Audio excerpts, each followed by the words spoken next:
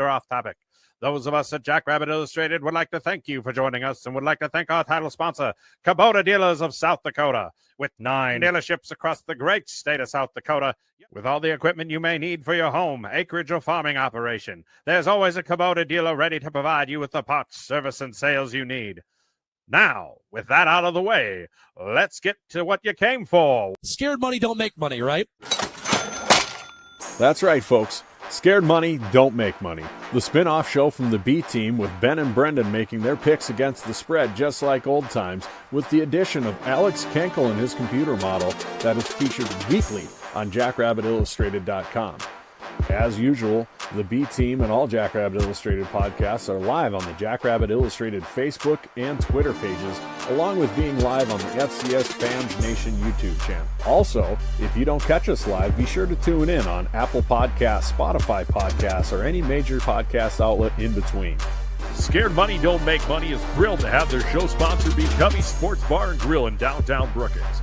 With the best beer and food in town and more TVs than wall space, Cubby Sports Bar and Grill is your Jackrabbit headquarters to watch any game, home or away. The B Team is also thrilled to announce their segment sponsor, Blue Tide Car Wash of Brookings, Mitchell, Sioux Falls, and now Hartford, as well as all the other get-and-go locations in South Dakota. Our second segment sponsor is Hadrick Ranch. For the best beef you've ever tasted, go to hadrickranch.com. They'll ship it to you. And lastly, thank you to our segment sponsor, Innovative Engineering Solutions. Contact them for all your HVAC, plumbing, fire protection, automated control systems, and energy conservation needs. I'm Batman. Or Dracula. Or both. I'm Bat Dracula Man. I feel like there needs to be a tiny cartoon version of me that leaps up and is waving his arms while he says all that crap. The AI version. That would be funny. He just leaps in. And Hartford, and it kills me every time. Yes, we are late again. If you're not used to it by now, then you haven't been listening to us for the past how many years? If you're not over it, guess get over it. Whose fault it was. Yeah, it was not Ben's fault at all. Yes. No. So I thought I was cutting it close with getting down here with like 5 minutes before the podcast. And then it's like 1 minute beforehand, Ben jumps on and I get the text from Alex, my computer's having a meltdown. So, yeah, backstory. I have been using a different computer the last couple of years. And so I transferred everything to a personal computer I'd had for a while for reasons you can probably read between the lines, but I won't publicly disclose. And like I went through everything like back in like August, knowing football was coming up, like, all right, everything's going to be good. Everything's going to work.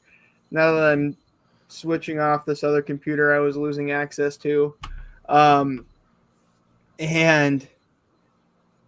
it worked great for like the first 3 weeks. And then all of a sudden the last week and a half, it has had a bunch of random crap wrong with it.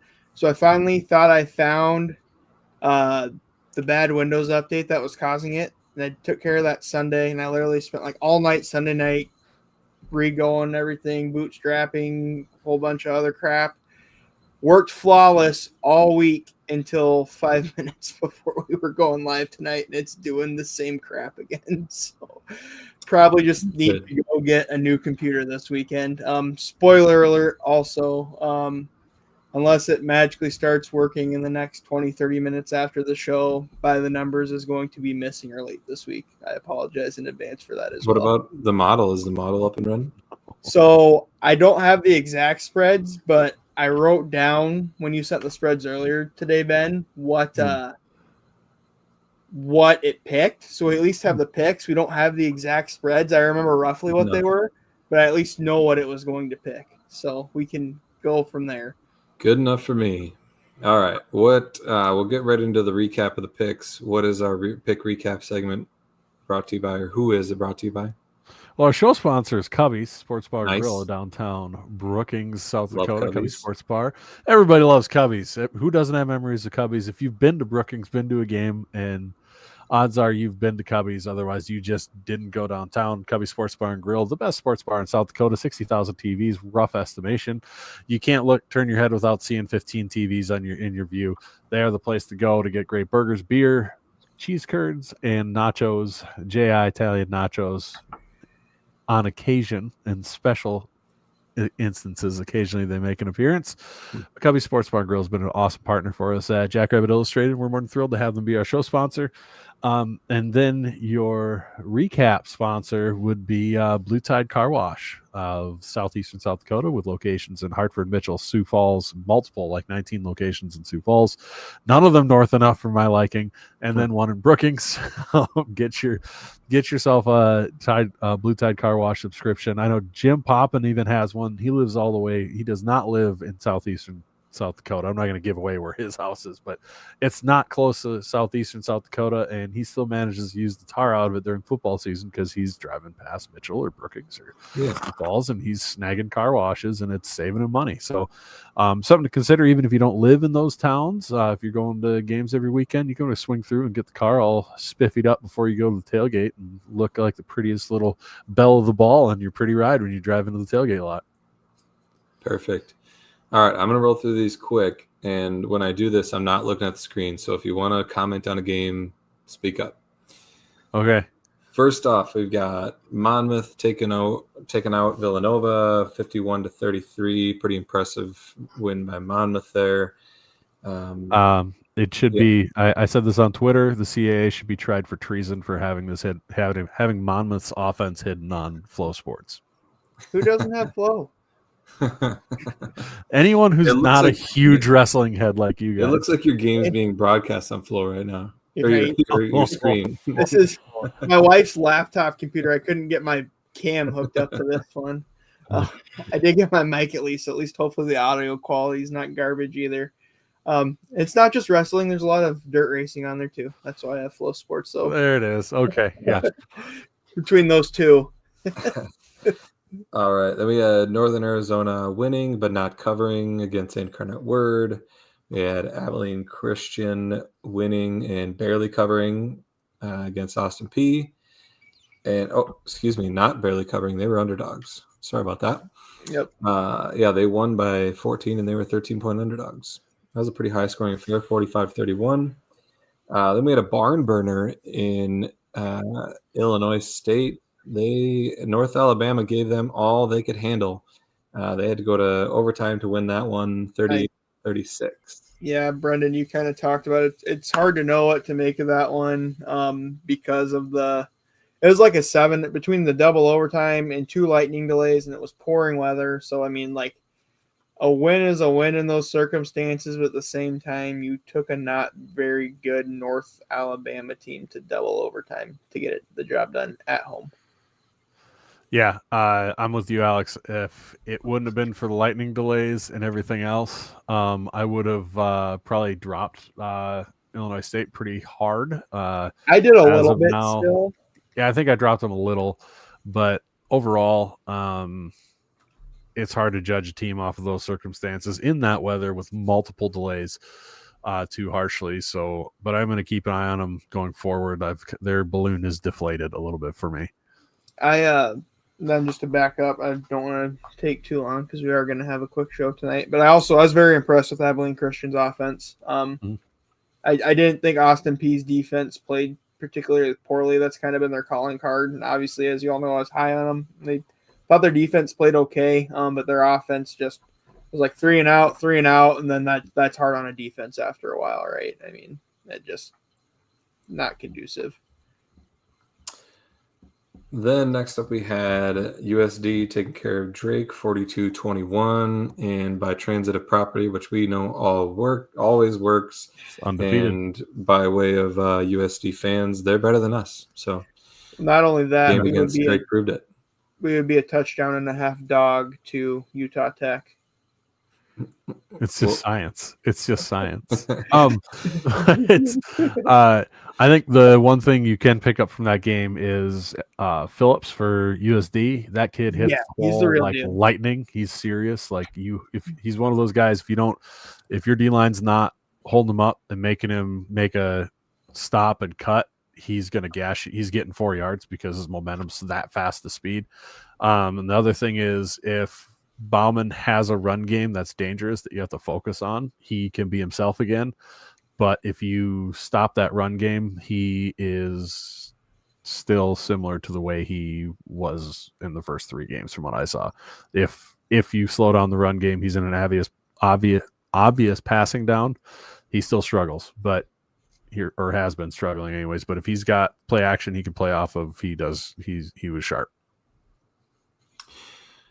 I like it. Outside of that, we had Montana absolutely whooping Indiana State 63-20. We had UND whooping Valpo 58-7. Youngstown State squeaking it out against Towson 31-28. Covering. How much time was left when Youngstown took their first lead? Did not know. 0. 0 seconds. Well, you know what? Here's a tie-in that's unnecessary. The Green Bay Packers have not trailed yet this season, but they're 2-1. It's the same thing. They lost to a really good team, though.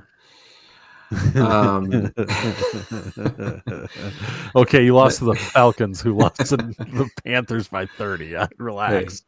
I thought they canceled the NFL season. Oh, right. Yeah. Let's not get into Alex's team. Jerry Jones is eventually going to die. Then the problem is his son takes over and it gets no better. Well. Anyhow.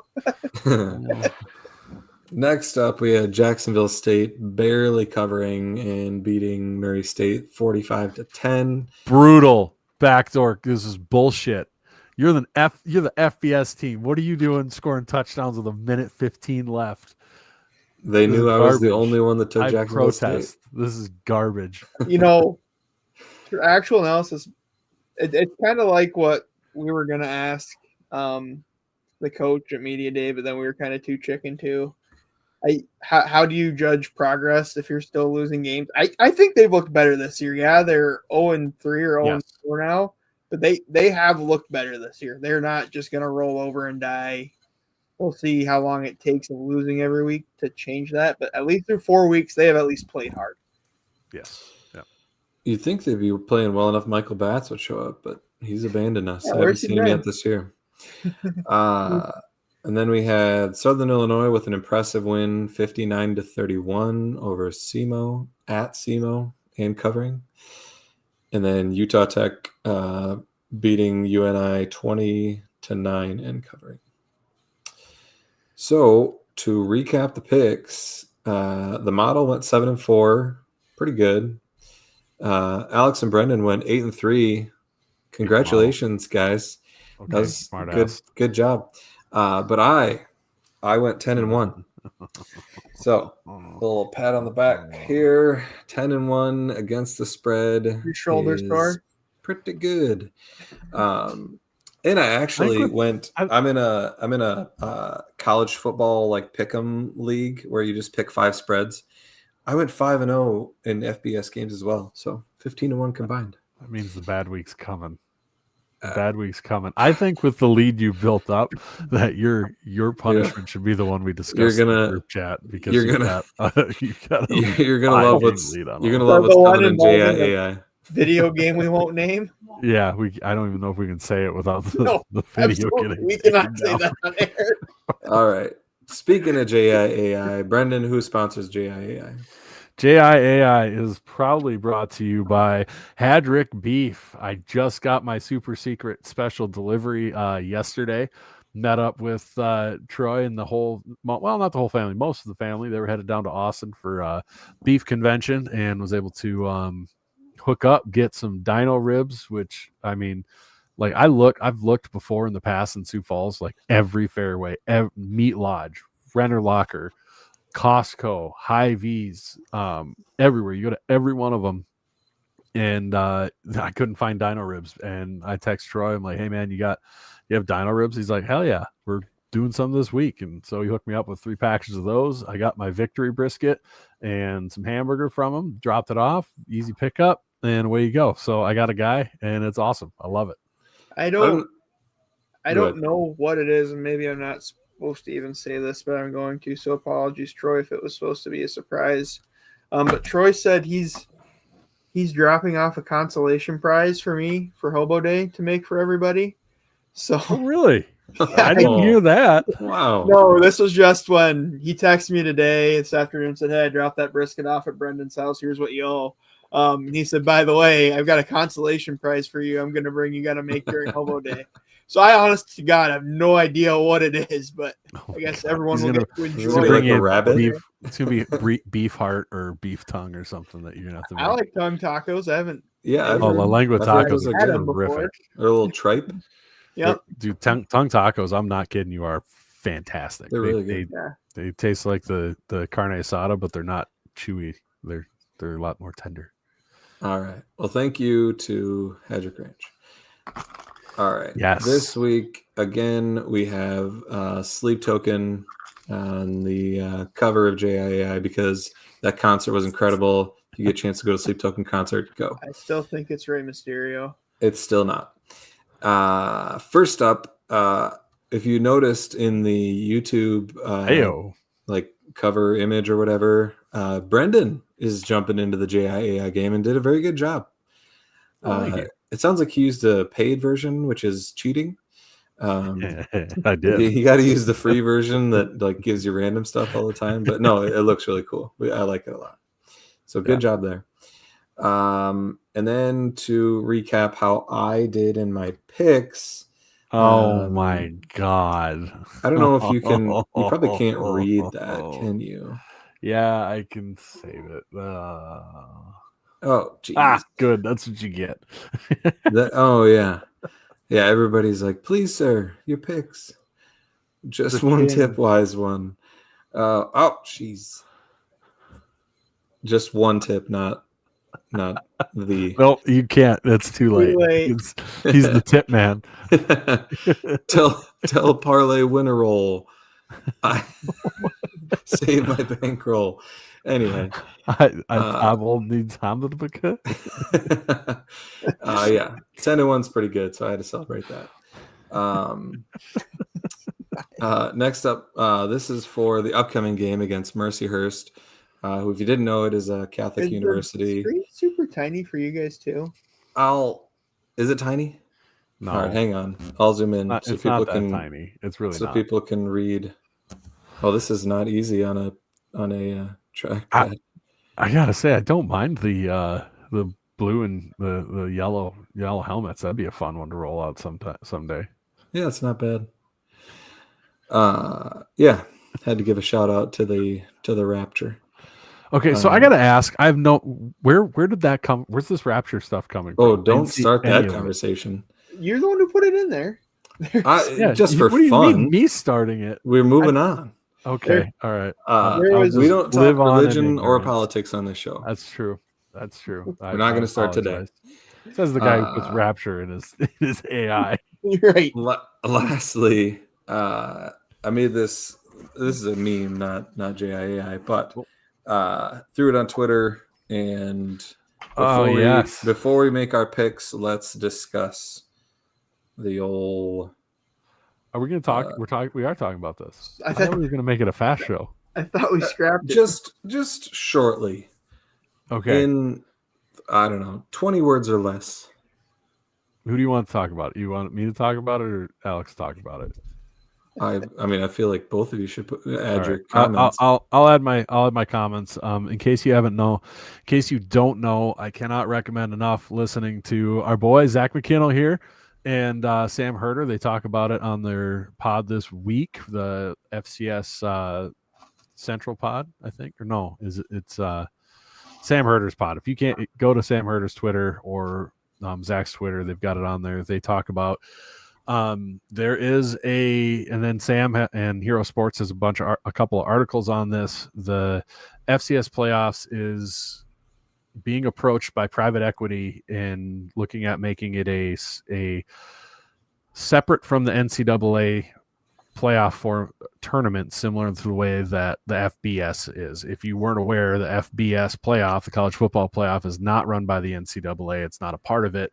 It's owned by the FBS conferences, and they run it. And this entity, Sequence Equity, is looking at coming in. They want to be the current proposal. It sounds like they would be a minority owner of the FCS playoffs, and then the FCS conferences would own the playoff itself.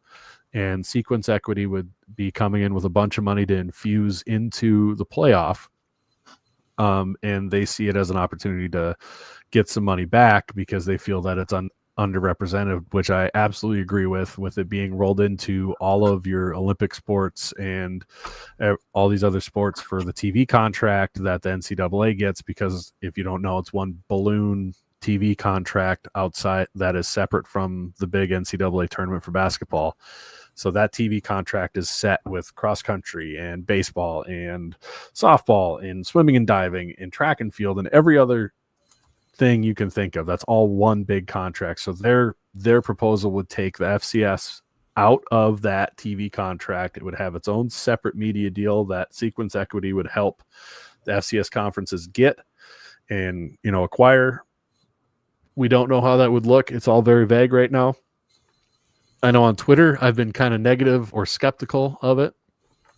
The more that comes out, the better it does sound. It does sound like it could potentially be a really good deal, but I think it's still way too early to tell how good it may or may not be. But the goal, because of this isn't a rant. Stop it.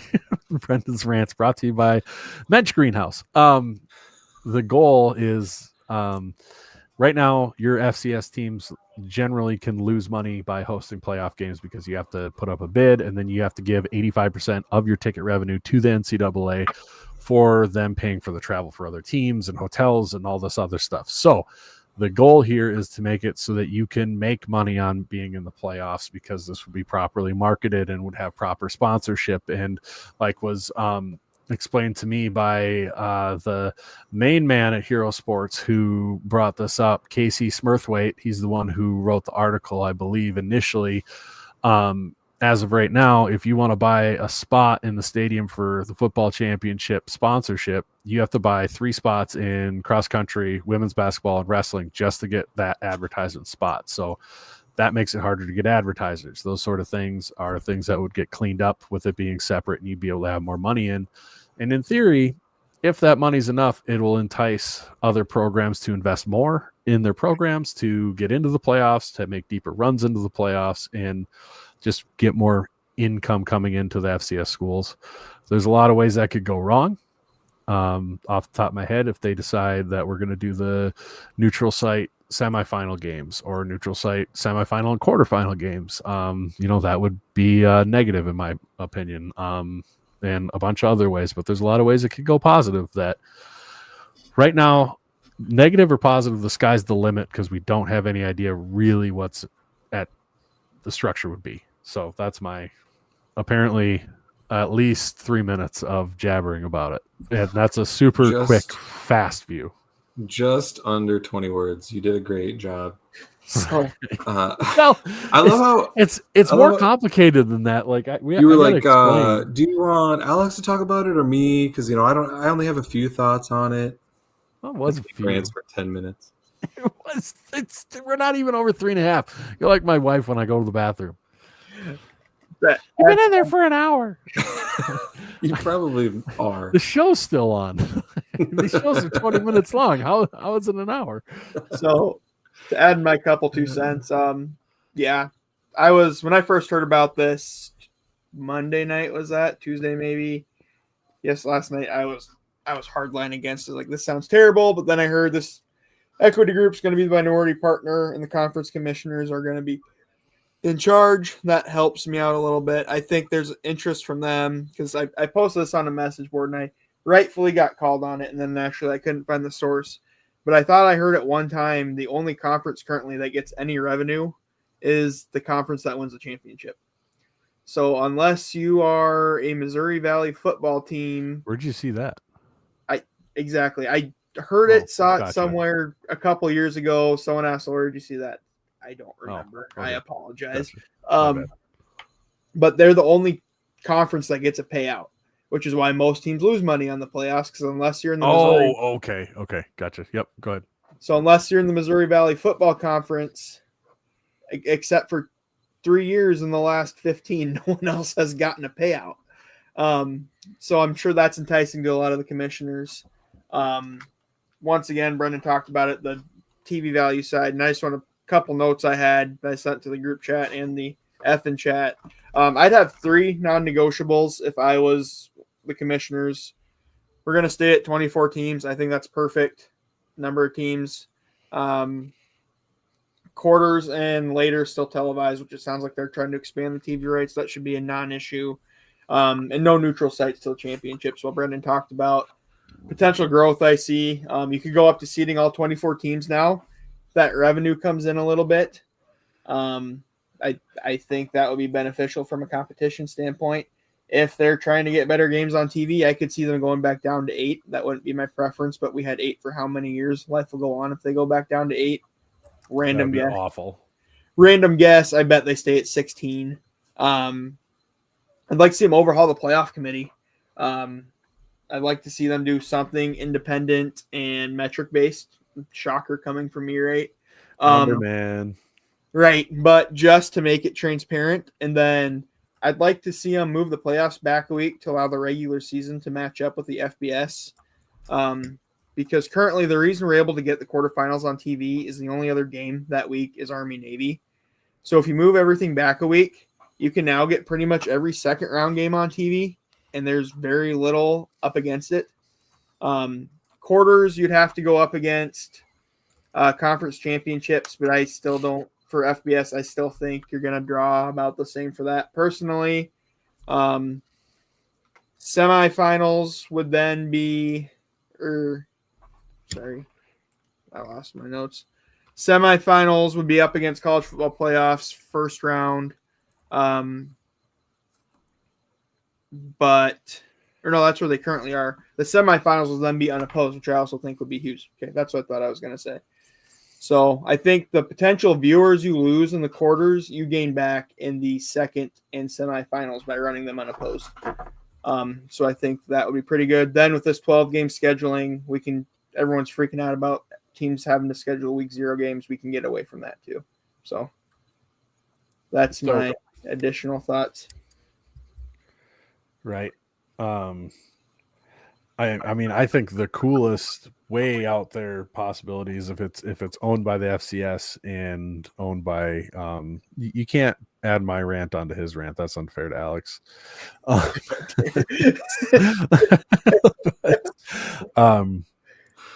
don't with opting into the house settlements and everything being a thing and all that jazz. Plus, if you bring in extra money with this owned by the FCS playoffs, is that something that makes it easier to do some form of relegation in the future? Yeah. And possibly they try tying the FCS playoffs to the FBS playoffs, and that adds more money spread, would add more interest because somebody's going to win if they win this championship or they win the semifinals, they get to move up. Then so they get the choice really to move get some interest, right? There's all sorts of.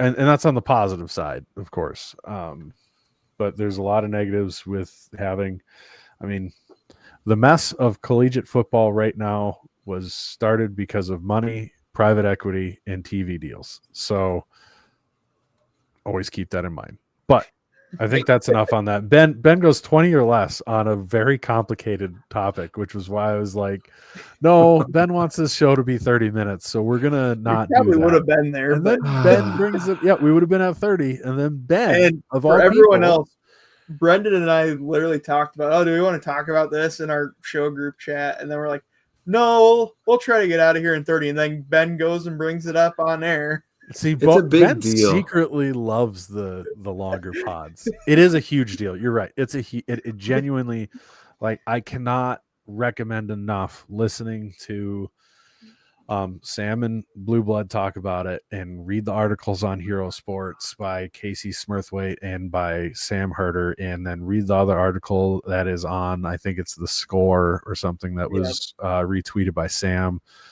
This is something that will have a huge effect. It could potentially make it far more attractive for teams to stay FCS if you start turning a profit in the playoffs. Some of these basketball first schools, like what if, some of these big East basketball schools all of a sudden start putting money in football instead? I mean, Villanova's already close. What if they flip their spending? Villanova's won national titles, right? You know, in this not so distant past. It's not like this was 50 years ago. This was, in the 2000s. Years ago. But, it definitely could entice some, if there's some schools that have looked at pulling back on the money they make or that they put in their football programs. If you want, this could be hugely positive for the FCS becoming more competitive top to bottom to get teams to invest more to make the playoffs and make it an incentive beyond just the pride of making the playoffs. So I'm done. Just thank you. Go on to your next thing, Ben. Don't even give me this shit. I swear to God. What? Hugely, I don't care, Chad. Chad's in the background putting up these banners. That was me. Oh, that was you? Yeah. Never mind. I take it back. It was Ben. You weenie. All right. We have 3 games to pick this week. Does our pick segment have a sponsor too? Yes. Who is Innovative that? Engineering. Ah, yes. Innovative Engineering. I'm at an engineering conference right now. Innovative Engineering should be here because all the best engineering companies are here and they are great at what they do. Energy efficiency, HVAC, all your energy or all your engineering needs, give Innovative Engineering a call. Nobody can read that. Whoever's got hugely on the screen, you're gonna have to read it. What does hugely say? Very much to a great extent. Well, that's suck it. That's surprising. That's a good. That's a very good fact.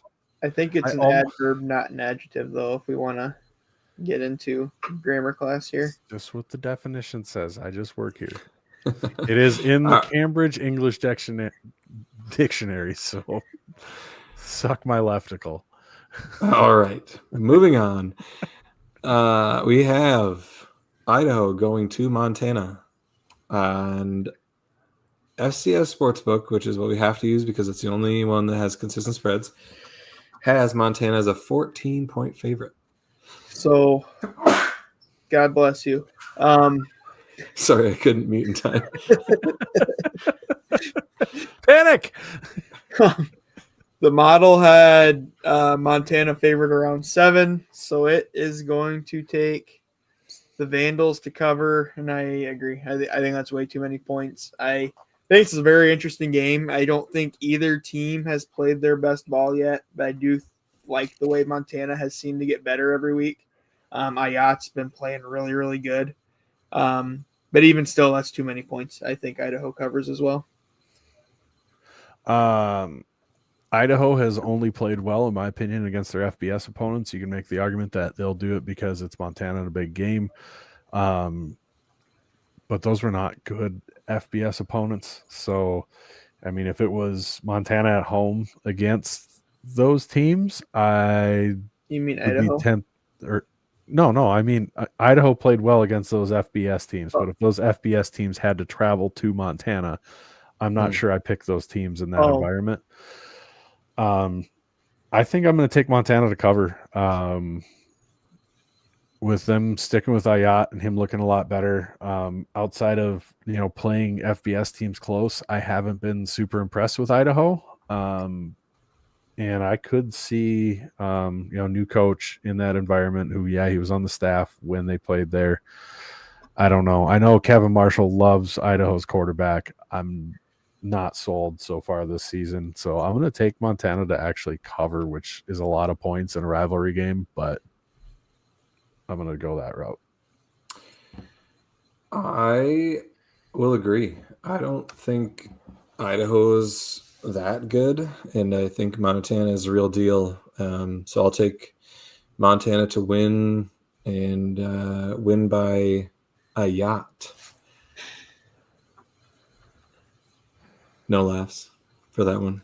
I gave a chuckle. Sorry, I was Come on, responding to a thing. All right. It is moving on. The little brown stein. NDSU hosts USD this week. this is an inflated spread. I know that the line is not actually going to come out like this, but Reddit FCS Sportsbook has NDSU favored by 28, which is crazy. The model had it closer to like 21, which I still think is quite a bit. I thought, as we talked about at the start of the show on the recap portion, I think USD's offense is a lot better. Definitely a little worried about their secondary and their lack of tackling against the NDSU receiving core. Totally drawing a blank. NDSU's tight end is playing super well right now too. So I think it's one of those deals where it's going to be like a mid 40s to low 20s game where NDSU still covers, and they throw for like 400 yards.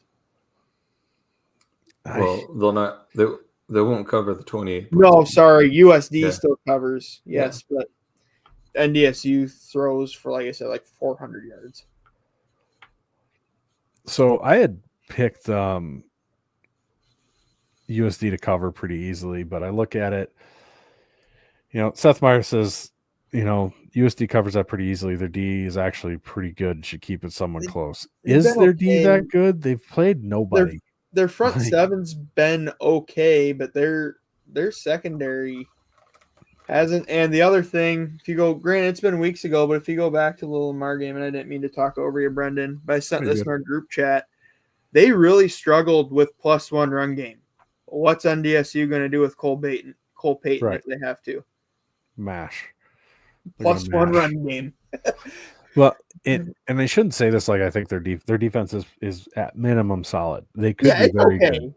I mean, they didn't give up. They were on the field the whole game at Lamar and barely gave up points. But I really don't like their offense against NDSU. No. I really don't. With the way Bowman struggles when he doesn't have a run game, and we've seen time and time again, NDSU, if they can key on one thing and shut it down, and that's what makes your offense go, they're very successful at it. And never mind the revenge factor, and they're hearing all week about USD beating them. Yeah, how they haven't beat USD in 3 years. And Coach Polisek, I guarantee you, is taking that personally. I promise in the media, I'm sure he's saying, oh, that doesn't matter. It's this game. There's 0% chance in my mind that I believe that's what they're saying behind closed doors. And, 0 chance. 0 chance. I don't believe that for a second. And, like Jim says, if you get pressure on Bauman, his accuracy plummets, and I think they're going to do a good job of stuffing the run. I think they're going to sell out on the run, leave their corners and everybody on islands, and have faith that not having to worry about, forcing USD to have to pass is going to work out for them. So I'm still going to stick with USD, but I don't love it as much as I should at 28 points. I don't either. I just don't know how good USD. I mean, we're gonna learn a lot this game. No, we're not. I think I think we'll learn if USD has anything this year or not. Yeah, if they're the real deal. You're right. I apologize. You are right. Yes. If Drake was just worn out from us and back to being a Pioneer League team. I mean, USD, they beat Northern Colorado by a touchdown. Northern Colorado just had to go to overtime against Houston Christian. Oh, right. Yes. So talk about transitive property, USD. Right. Anyway, I have to take USD to cover, even though I don't want to. It's too many points to eat. I do want to say I was prophetic last week and said that USD was going to murder Drake, and we were going to hear for 1 week about how good USD is. You and I both called it. Yeah. Yes, we were. You're right. You said it too. All right. Last but not least, we have SDSU hosting Mercyhurst, the Mercyhurst Lakers, and SDSU is favored by 30.5. Too much. So that's a lot. I'll have to, once I get the model open, I'll have to send it to you, Ben, and double check. But that's like almost exactly what the model had. So we'll say it's going to pick the good guys for now. I'll correct that if it's under 30.5, but it was 30 point something. Okay. And I will disagree. Biggest reason being, like it's been talked about on the other shows, Mercyhurst is better than their record, and their style of football, where they're going to go for it on fourth down, and they're going to control the ball, and they're going to control the clock. You might get 8 possessions. Yep. Okay, so what happens then? You give up 2 scores, so there's 14. That's not a bad performance. Agree, disagree? I mean, I agree. Yeah. I wouldn't be like jumping off a bridge. Right. And then on the flip side, let's say we score on 7 of our 8 possessions, but 2 of them are field goals. Right. All of a sudden, you're not covering. Mm-hmm. Right. So that's why, strictly for that reason, I don't think we will. Dan Jackson, head coach, talked about the importance of explosive plays this week. That was good to hear because you're going to need it in a game like this. But I still, 30's a lot against anyone, especially a team that's decent and plays the style of football Mercyhurst is going to want to play. Yeah, it's going to be important to not let them get into 4th and short scenarios. You got to keep them at like 4th 5, 4th and 6, and get them off the field. That'll be difficult. Nobody has been able to just destroy this team yet. Like nobody has. I know Sac State's score looks pretty at the end, but that was a like game for 2 most pick of that sixes game. in the 4th quarter to really flip that. Right. You know, Montana State, they didn't dog walk them. Is there potential that Youngstown, Sac State, and Montana State all suck out loud this year? I guess, potentially. And then we do too, I guess. I don't know. But Right. I don't lean that way. I lean the way that Mercyhurst is I'm not going to go out and lie and be like, well, they're pretty good. So if we don't blow them out, that's where it's actually pretty good. Like I'm not that guy. But I don't think we cover 30 points. It's just not the nature of their games, like you talked about, Alex. I've referenced this too many times already. The offense just feels too much like 22, and that took a long time for that offense to really click. We thought it clicked in that Missouri State game that year, and then it went back and didn't again. And this just really feels the same way. It really did, like UND. Yeah, it's not. I don't think. I just don't know if the offense is really going to hit its stride till game 6 or 7, and so I think it'll be a Drake-esque score, even with being able to game plan. And I'm not going to be mad about it. It's just is what it is. I think I probably have more patience than most folks. The whole next 2-3 weeks is going to be, well, does SDSU really deserve the 2 or the whatever 3? They'll probably drop them to 3 because Tarleton will beat whatever slapdick ponies they play next. And they'll move Tarleton up, and there's going to be this whole thing of, is SDSU really that good for the next 3 or 4 weeks until the marker game? Is just going to be what it is. That's just my bet. I will take Mercyhurst. I think that, like you said, they'll try to slow the game down. They'll convert some 4th downs.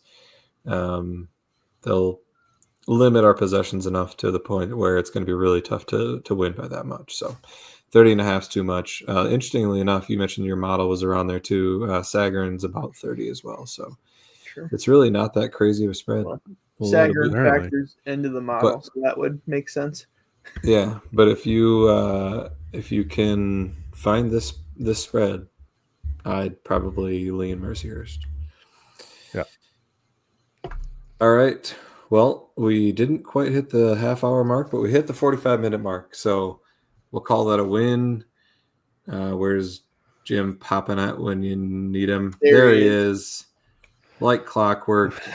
When you oh man, remember, I hope you have just a everybody, dog water I went 10-1 this week. Go big, go blue, go Jacks. Go Jacks.